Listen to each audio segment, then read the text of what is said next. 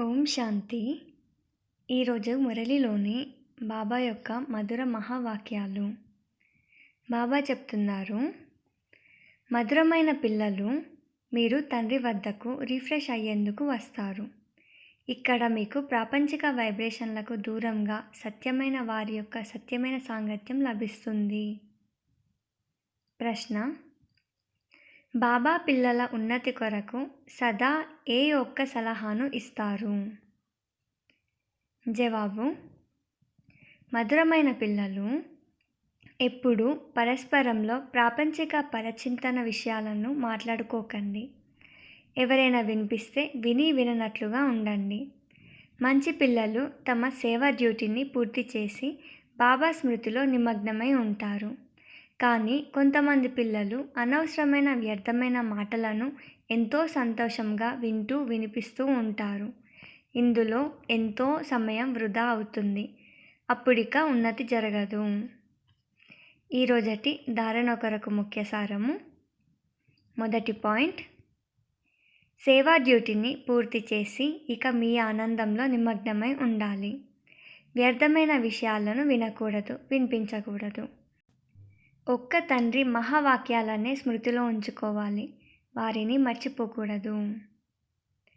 Second point: సదా సంతోషంగా ఉండేందుకు రచయిత మరియు రచనల జ్ఞానం బుద్ధిలో తిరుగుతూ ఉండాలి.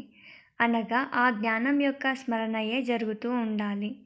ఏ విషయంలోనూ సంకల్పాలు నడవకూడదు. దాని కొరకు డ్రామాను మంచి రీతిలో అర్థం చేసుకొని పాత్రను అభినయించాలి. వరదానము: నేను అన్న దానిని బాబాలో ఇమిడ్చే నిరంతర యోగి, సహజయోగి భవ.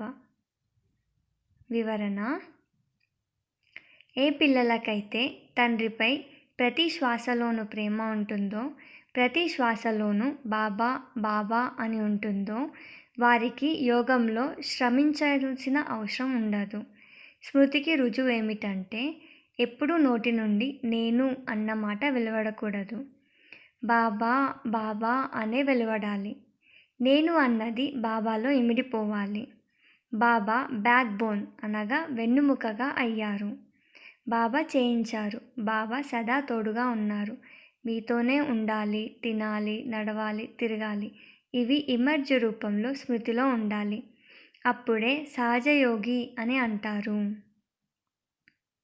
స్లోగన్: నేను నేను అని అనడం అనగా మాయారూపి పిల్లిని ఆహ్వానించటము.